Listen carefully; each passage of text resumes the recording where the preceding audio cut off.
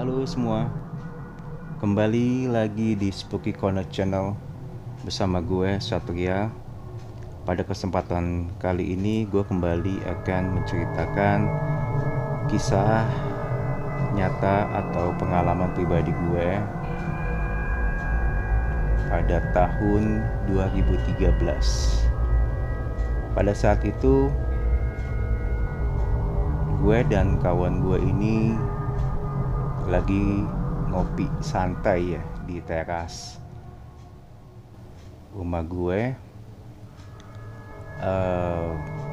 Kalau gue bisa ceritakan latar belakang temen gue ini, dia memiliki bakat ya, bisa dikatakan bakat.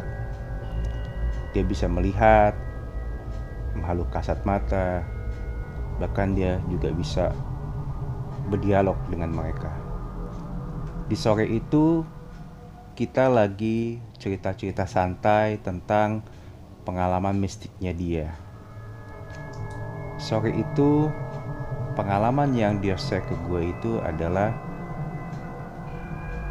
banyaknya makhluk-makhluk kasat mata ini yang berkeliaran di pasar. Dia menceritakan bahwa setiap lapak itu selalu ada makhluk kasat mata yang berbeda-beda bentuknya. Dia menceritakan bahwa lapak satu dengan lapak lainnya itu pasti berbeda bentuk, namun memiliki tujuan yang sama, yakni melariskan dagangan mereka. Dan bagi gue itu adalah cerita menarik yang untuk bisa gue dengarkan. Lalu gue bertanya sama dia, kalau seumpamanya gue ikut sama lo ke pasar, bisa nggak bu? Lalu dia jawab, ya kenapa enggak? Jadi pada sore itu kita coba untuk merencanakan kapan kita akan menyusuri jalan-jalan kecil di pasar. Singkat cerita, pada lusanya kita janjian di suatu pasar yang bisa dikatakan pasar cukup besar ya di kota gue. Kita janjian di salah satu parkiran di pasar tersebut pada jam saat itu yang gue inget jam 10, jam 11 sebelum ba'da zuhur ya, sebelum jam 1, jam 12-an. Kita janjian di parkiran motor. Lalu temen gue mulai mengajak menyusuri jalan pasar atau lapak satu persatu. Saat itu kondisi atau situasi pasar lumayan padat. Banyak sekali ibu-ibu yang belanja untuk memenuhi kebutuhannya masing-masing. Namun tidak menutup semangat kami untuk tetap menyusuri pasar tersebut. Lalu kami mulai jalan kaki satu persatu, kita telusuri lapak 1, lapak 2 dan seterusnya. Saat itu yang gue ingat ada suatu lapak yang dimana dia menjual daging ayam, fresh daging ayam ya. Jadi daging ayamnya dipotong-potong. Saat itu temen gue tuh, jadi ketika kita berjalan, temen gue berhenti. Lalu gue menoleh ke belakang. Lalu gue samperin temen gue. Lalu gue bertanya, kenapa bro? Dia sambil melihat lapak tersebut, lapak pedagang ayam ini ya. Dia lihat satu-satu dari bawah ke atas, kanan kiri. Dia melihat sekelilingnya, lalu dia tersenyum. "Lu kenapa tersenyum?" tanya gue. Lalu dia mencoba untuk membisikkan, "Lo tahu nggak, di depan lapak ayam itu ada sosok jin yang kalau bisa gue deskripsikan, kepalanya kecil,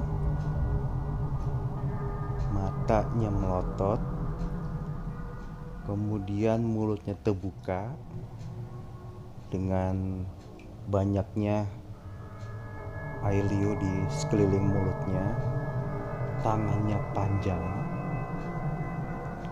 badannya pendek, kakinya panjang tapi menekuk. Tugasnya setan atau jin ini adalah menarik setiap orang yang lewat di lapak tersebut supaya beli ayam tersebut. Jadi fungsinya tangannya yang panjang tersebut itu menarik orang supaya bisa beli dagangan tersebut. Jadi setiap orang lewat ditarik pakai tangan kirinya, ada orang lagi lewat ditarik lagi pakai tangan kanannya. Begitu terus dan terus dan terus. Jelas sekali makhluk ini, dia mengatakan seperti itu ke gue. Jelas sekali makhluk ini adalah peliharaan dari pedagang tersebut. Karena tugasnya dia tentunya meramaikan atau melariskan dagangannya. Gak lama kemudian kita kembali lagi menyusuri jalan pasar. Tidak jauh dari situ ada warung nasi. Ya, warung nasi. Apa warung nasi yang kalau bisa gue gambarkan itu seperti layaknya warung nasi biasa lah ya. Ada tempat duduk untuk makan, tempat duduknya itu panjang, kursi panjang begitu.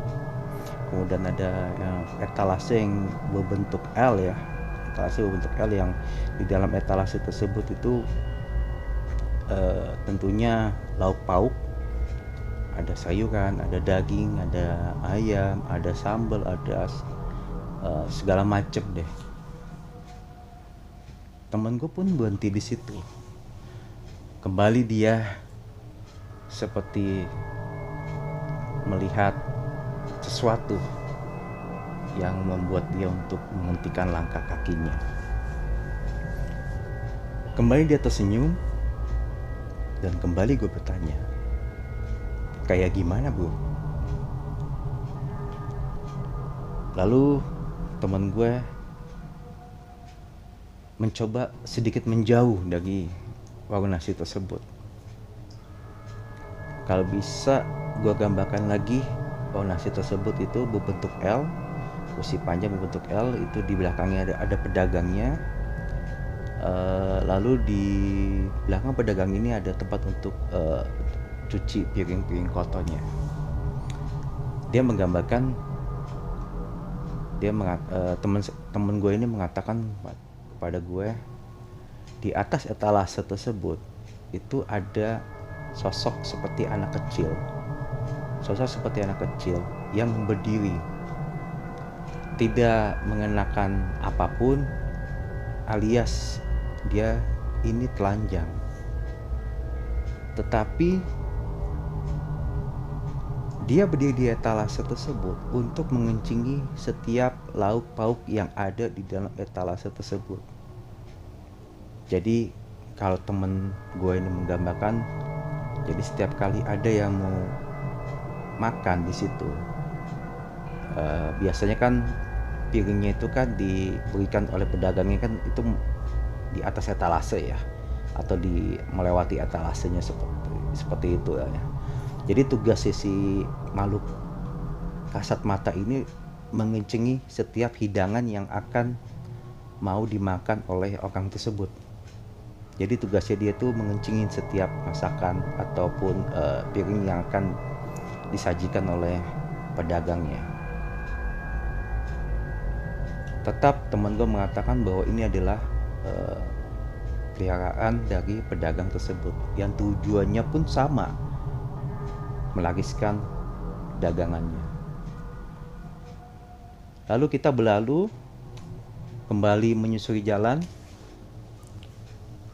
Gak jauh juga dari situ, karena dari pasar itu kan lapak satu dengan lapak yang lainnya itu kan rapat ya, tidak begitu jauh. Gak jauh dari situ sekitar 3 meteran, kita lihat ada pedagang ayam potong. Jadi ada pedagang ayam potong yang sama pun yang dengan pedagang ayam potong yang pertama, tapi bentuknya beda, kata temen gue. Ini bentuknya beda. Kalau pedagang ayam potong yang pertama itu tangannya panjang. Kalau ini beda. Ini mulutnya panjang. Jadi seperti kakek-kakek menggunakan maaf ya kak, memakai baju yang lusuh, tangannya biasa, tapi mulutnya seperti tokoh pewayangan ya, petuk yang monyong seperti itu maju ke depan. Nah tugasnya dia itu adalah membisikkan di setiap telinga orang yang lewat untuk beli ayam tersebut.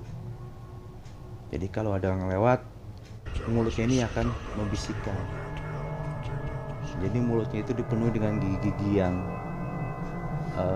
nggak beraturan ya, bukan yang gigi tajam seperti itu. Kalau kata temen gue itu ada yang maju, ada yang ke belakang dengan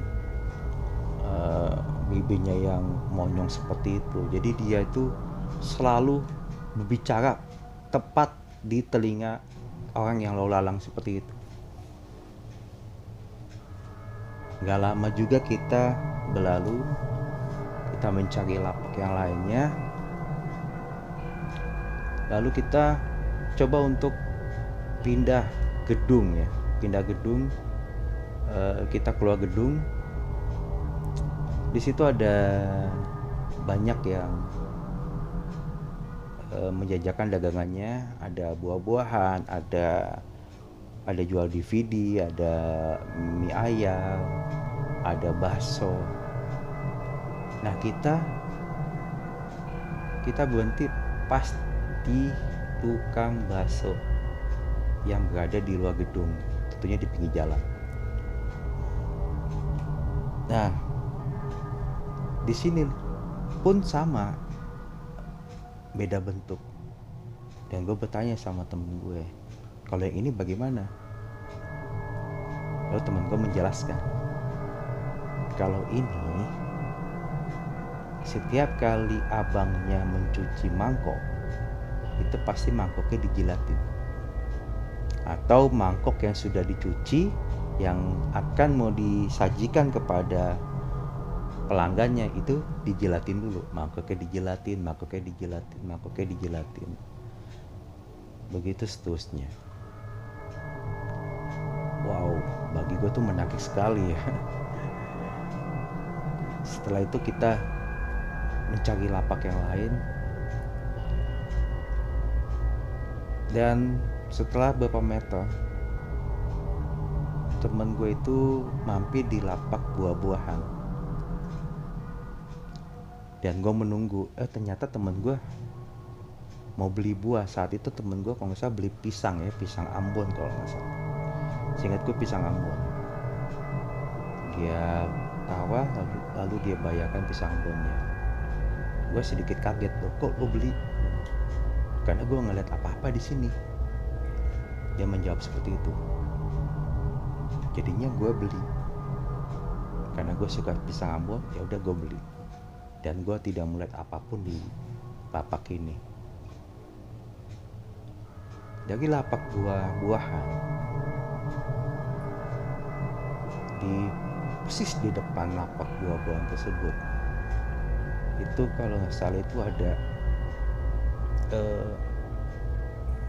warung makan Padang ya, warung makan Padang, tapi dia bukan seperti, maksudnya tuh lapak yang sederhana, tapi warung Padang nasi Padang seperti itu.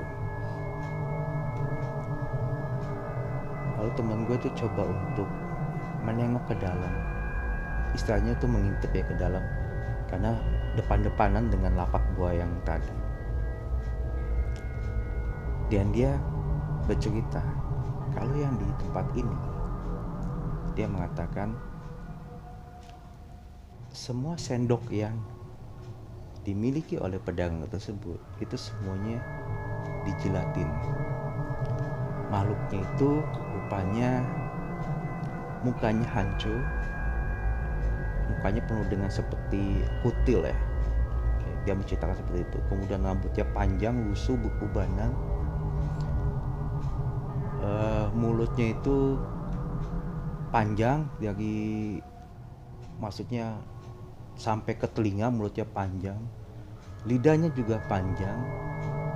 Semakin panjang lidahnya itu semakin kecil, dan lidahnya inilah yang setiap kali menjilatin setiap sendok garpu yang ada di situ tanpa terkecuali. Dari situ kita memutuskan untuk cari makan, karena nggak kerasa kita cukup lama juga menyusuri pasar tersebut. Tapi temen gue bilang, gue kalau mau cari makan jangan di sini deh, dia bilang gitu ke gue. Ya udah, gue ngikut aja. Lalu kita keluar pasar, ada satu kedai makan atau nasi yang menurut temen gue aman, tidak ada apapun di situ. Kita makan di situ, kemudian kita ngobrol-ngobrol singkat, dan gue memutuskan saat itu udah cukup bagi gue untuk bisa mendengarkan secara live apa yang temen gue lihat di siang itu. Jadi gue memutuskan untuk selesai